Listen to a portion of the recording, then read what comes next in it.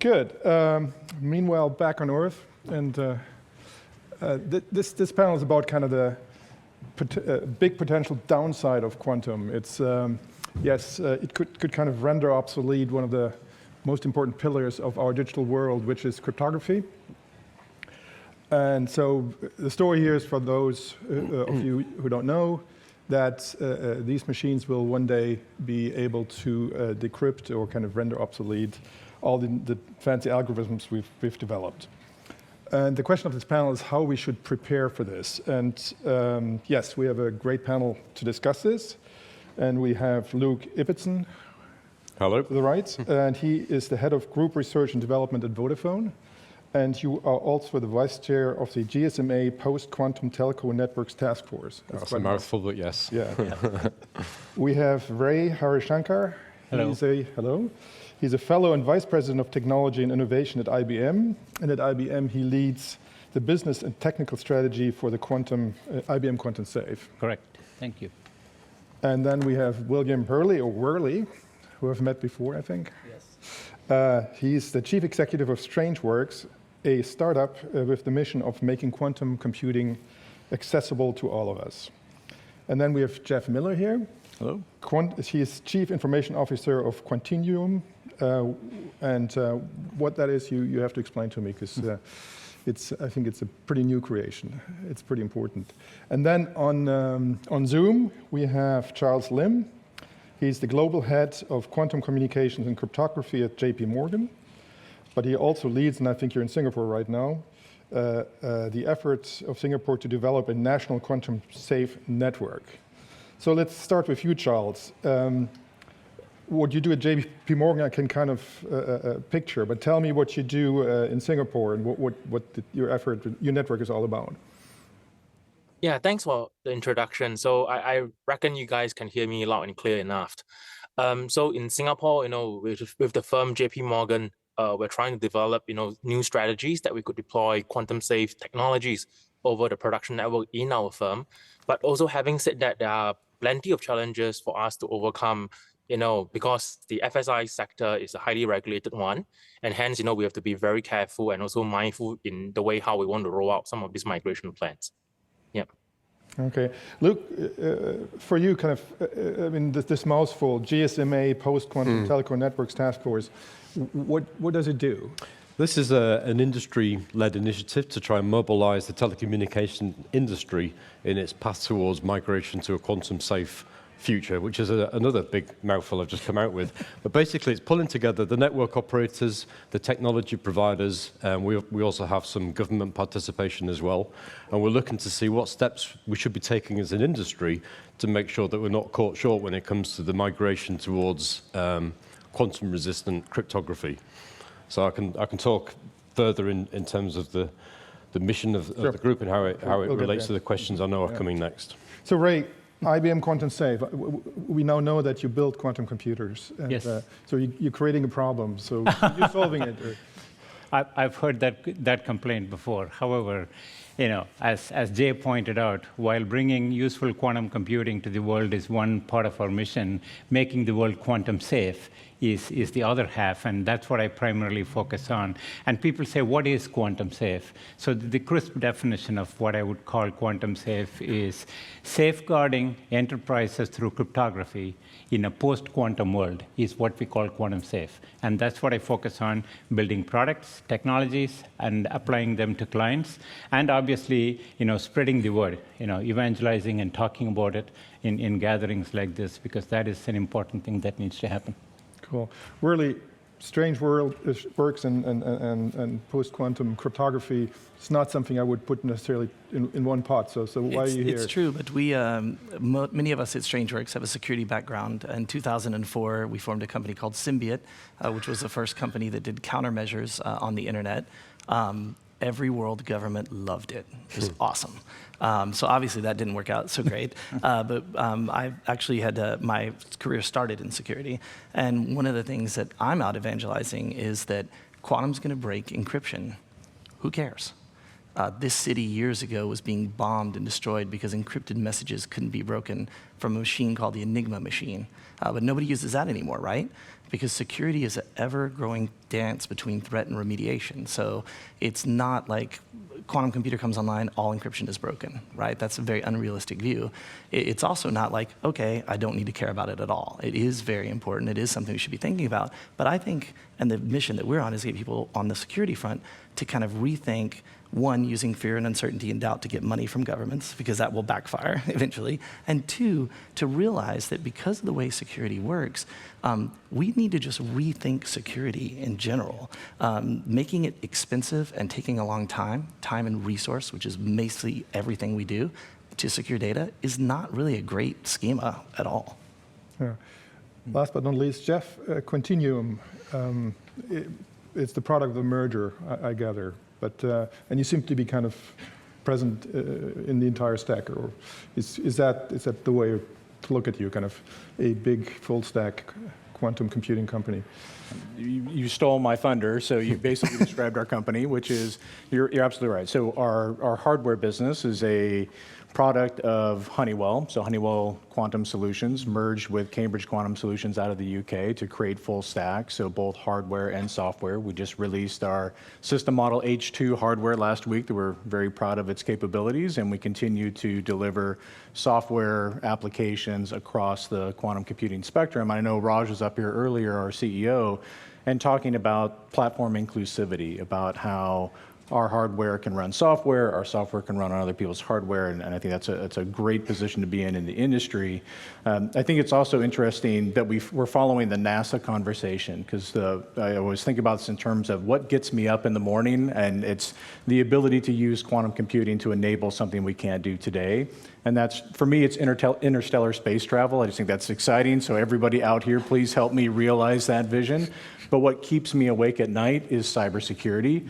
Like Strangeworks, I'm a former practitioner, so I was the chief security officer for Honeywell Aerospace, and so having both cybersecurity and physical security under my organization was something that we lived and breathed every day. And so one of the products that we have developed using our quantum computing hardware, combined with our software knowledge and expertise, is the ability to create a provably random quantum encryption key that we're very excited about, which is very relevant to the conversation today.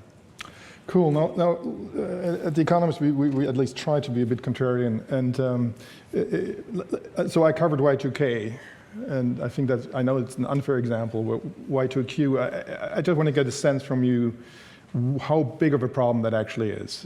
We haven't even built the machines, really.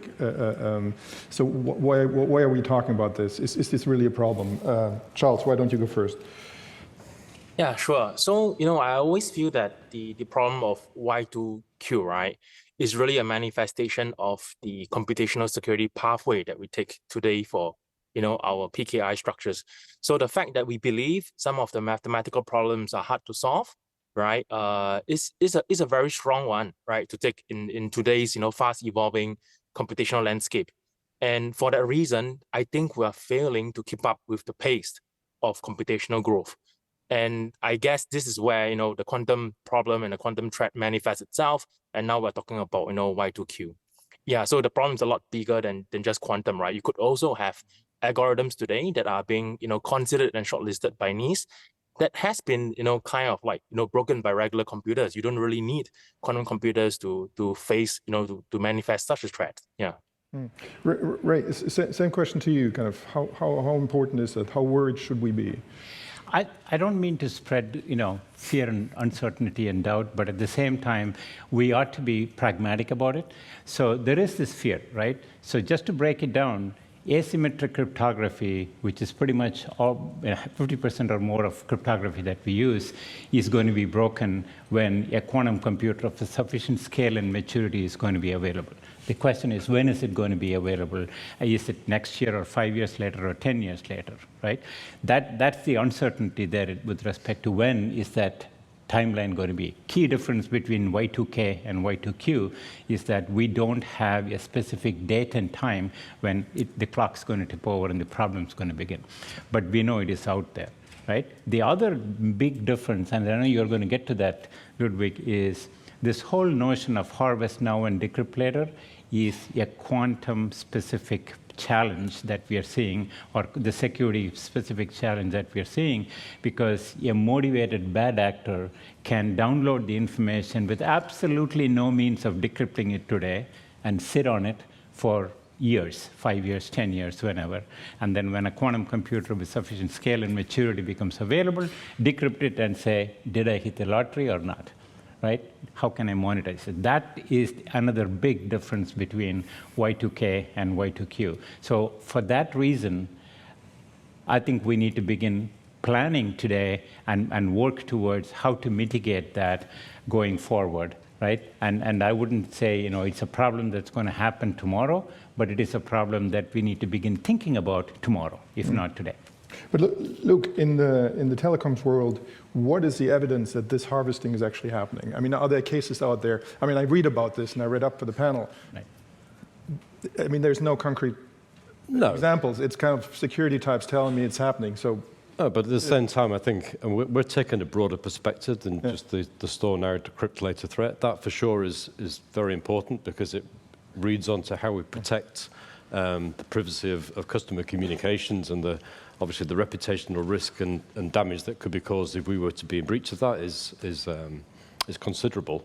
But given that we have a set of algorithms that we know will be resistant at least to quantum attack, and we also know that we've got sprawling estates of network infrastructure, IT, digital infrastructure, business processes that have for decades been using cryptography all over the place that is now considered vulnerable to future attack.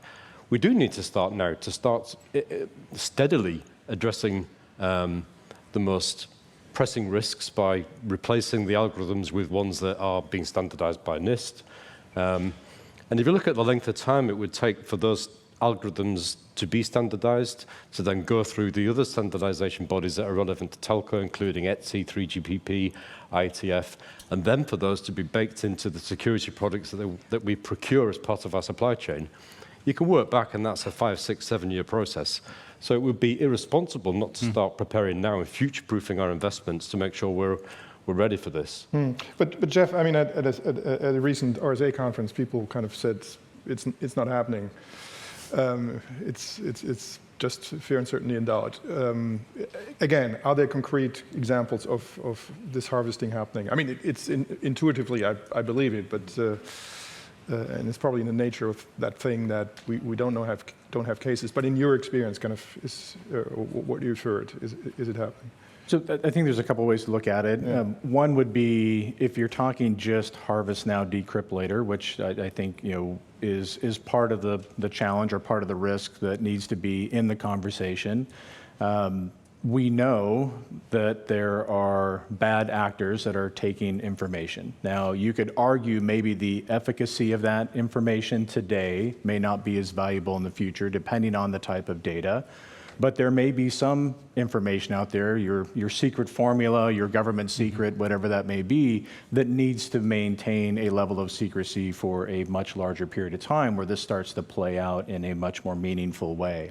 I think another interesting view of this is, comparing back to the Y2K, Y2Q, is the concept of, for once, we know a 0 day is coming. That's very rare in the cybersecurity industry, that we're able to, again, predicting what date and time, that's a bit challenging, but we know this vulnerability is going to exist at some point.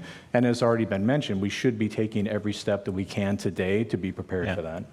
Really, I mean, do you agree? And again, Well, question. I agree and slightly disagree. Yeah. There are plenty of examples. Harvest now, decrypt later is not an industry term from cybersecurity. It's a military term from 20, 30 years ago. And so if you want to have the real fear is nothing to do with your bank account. I don't care if somebody can break your quantum encryption and access your Tinder profile or your LinkedIn. It's that secrets were stolen and have been documented stolen for the last 20, 30, 40, 50 years that were encrypted with much lesser technologies, and quantum computers will cut through those. So imagine technologies like bioweapons, imagine nuclear weapons, imagine this stuff. That's where there's an actual real today fear that governments are worried about, right? Now, the great news, as you just said, which I thought was a brilliant point, is that we know it's going to come, which is very, very rare, almost has never happened in all security history that I know, that you know there's going to be this threat. You have some approximation, right? We have to prepare now. We know it's going to take a long time. So I'm very glad to see you doing that. But it is a very, very real threat. But the threats are not because they're opportunities of the future for a hacker. It's their achievements of the past on the important stuff. If you want to talk about when the New York Stock Exchange had a problem and NASDAQ had a problem, those files are out there. They're on the internet. They're on a dark web. They're in the servers. Those don't scare me. The other stuff scares me as much. Those could cause massive problems. We saw what happened with Silicon Valley Bank and the potential threat of a global banking collapse. So those things are just as dangerous. But I do think that given the preparation of the companies we have here, from IBM and Continuum to what Vodafone's doing, you will have enough of a stopgap, if you will, to protect some of those things and be able to respond instead of reacting to those things. But it's definitely documented that this has happened, and and the things it's happened with are far more scarier than anything we're talking about today. Cool. So there's a problem. So what? And the panel's question is, what should companies do to prepare? Charles, let's start with you. I mean, JP Morgan and Singapore, with your two hats on. What's happening there in terms of preparation, and what can we learn from that? Yeah, so obviously I wouldn't be able to review, too much about what our firm is doing, but generally speaking, I would say that we're tracking the developments of the global efforts, as well as trying to follow the scientific merits of the various approaches, right, in order to be able to apply some of these techniques and also algorithms in a sensible way. As with any companies, we are also looking into identifying the inventory that will be related to some of these cryptographic tools. But one thing that I thought that hasn't been mentioned with great detail is the performance trade-off of the new, let's say, post-quantum crypto algorithms, right? They are based on a completely different computational problem, and hence you can expect that the performance will be very different from the one that we're kind of receiving today, right? And hence, would they run as efficient on IoT edge devices? We're not very sure, right? And this remains to be studied in greater details. Yeah, thanks. Well, any number, you can put any number on the performance tax, or is that way too early? Or was it a question? To me? Yeah. I mean, can you put a number on how high the tax will be? 10%, 20% in terms of performance? My personal, again, if I may, right? A bit of a context for this is there were 4 algorithms that were selected for standardization or at least publishing standards around by NIST, and 3 of them came from IBM, so I do have a biased view on this. But at the same time, what are companies doing? We are creating new cryptography algorithms that cannot be broken by classical as well as quantum.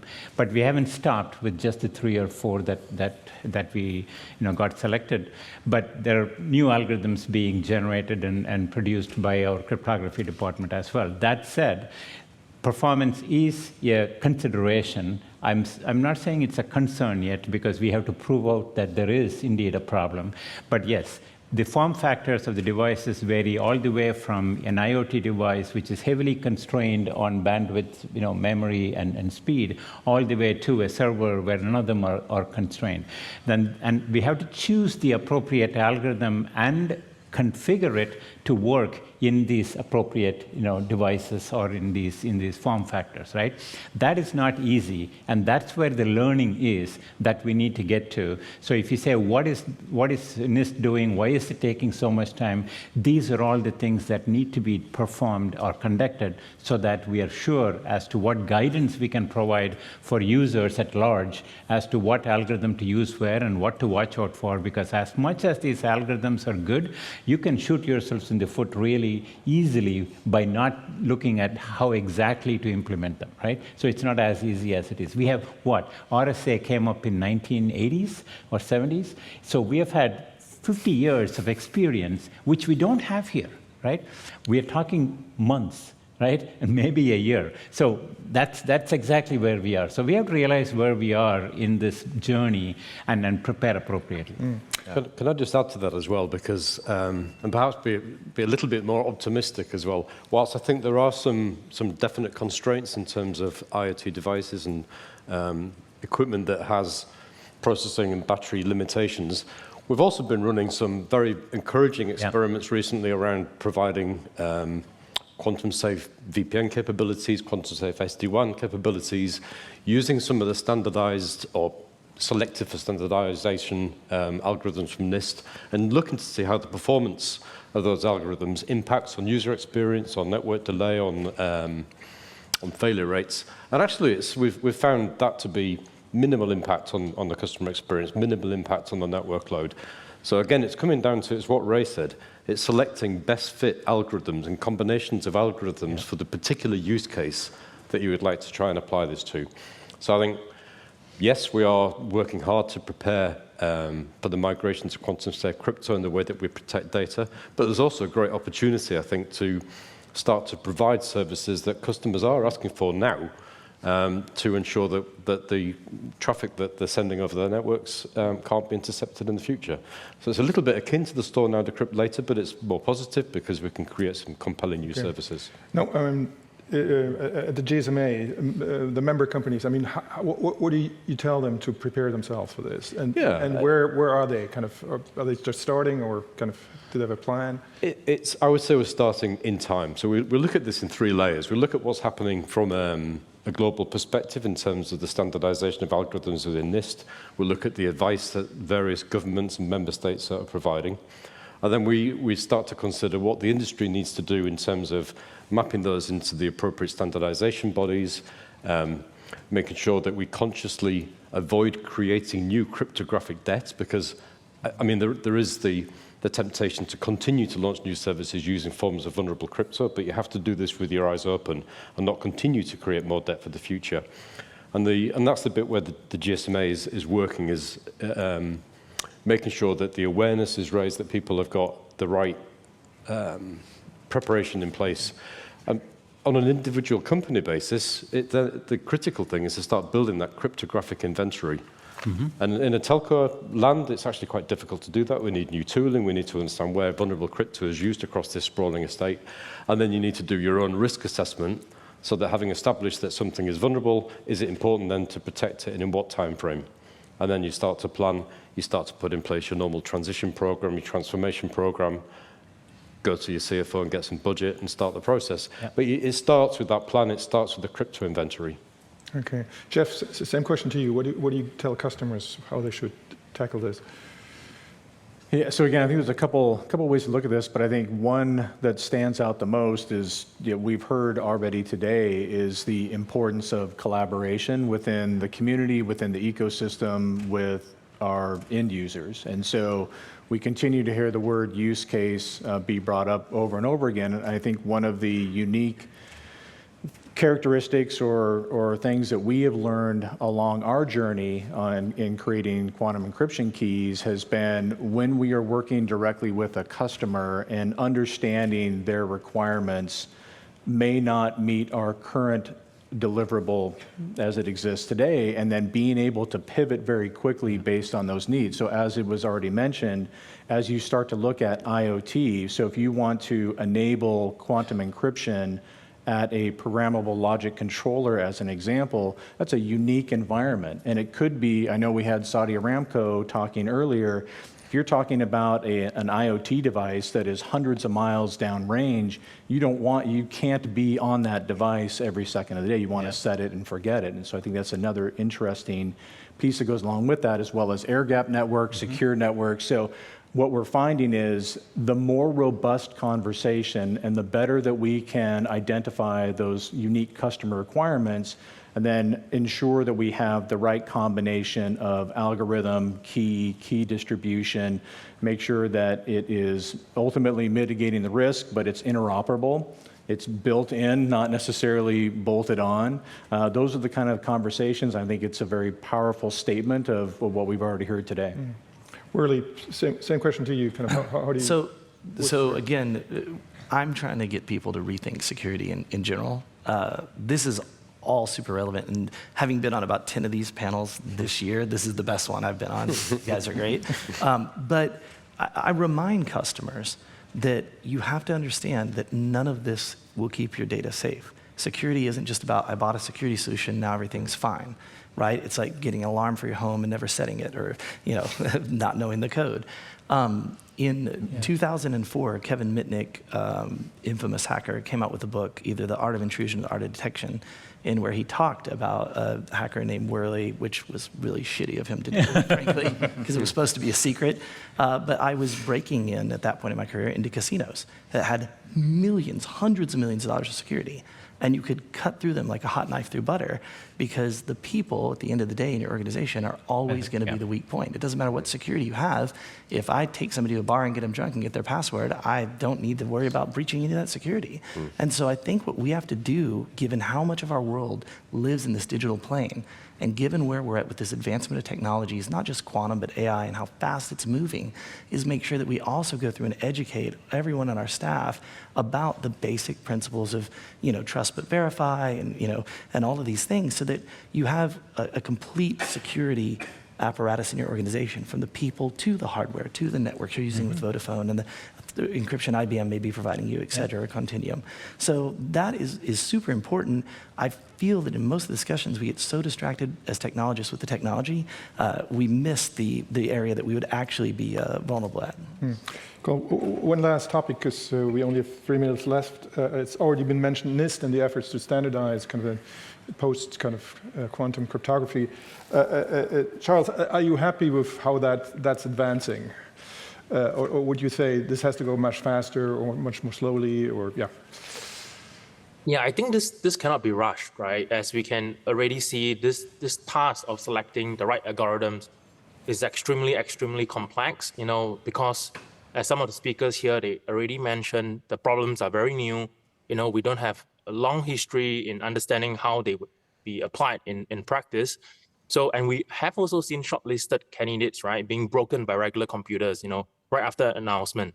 So I think we have to keep an open mind and, got to give, a lot of appreciation to NIST and also BSI for pushing some of these efforts. So it's not easy at all, right? And we just have to be patient with it. I think so. Yeah, I would say crypto agility is something we need to be very aware of. This is not a one-time deal. It's an evolving threat landscape. And I think we need to be cognizant of the fact that as soon as you declare something to be safe against any form of attack, you've got the most inventive brains on the planet trying to prove you wrong. And that's the situation, to your point, we're going to be in continuously. Yeah. And there's no difference here to the way that we manage cybersecurity on a daily basis in terms of the number of attacks that we repel from the borders. But I think having the mindset to say, we need to understand which algorithms are best to drop in, stop procuring systems that have hard-coded cryptography in them, and move to a system where we can continuously update and reflect the changes that that NIST are reflecting in terms of how this develops. Ray, I mean, IBM, you said, has developed 3 of those 4 candidates on the shortlist. I wonder how, once the 1 or the 2 or whatever it is chosen, how difficult do you think will it be to kind of push that into the market? And the question I'm asking, I also covered IPv6, and I think that's still not really happening. So how difficult it is to get kind of change the network here? Well, pushing it out into the market is, to pick up on the NIST standardization thing. I think we collectively as an industry have an obligation to make sure that it is successful, and we are helping them as we are, as part of the, they have set up a center of excellence to help push this out. So that is certainly something that we all will have to collaborate and make sure, it goes out for the greater benefit of everyone. But to answer the second part of your question, I think companies have to be receptive to that, and again, to add to Luke's point about, or underscoring Luke's point about crypto agility, now we have a need to look at cryptography that is being used everywhere. Let's not just go rip and replace and be on with it, but let's think about it for a second, implement this crypto agility so that it gives us the ability to change with relative relative ease and not with pain in going forward. So that's the last message I'd sort of underscore and say, include crypto agility as part of how we remediate the current cryptography.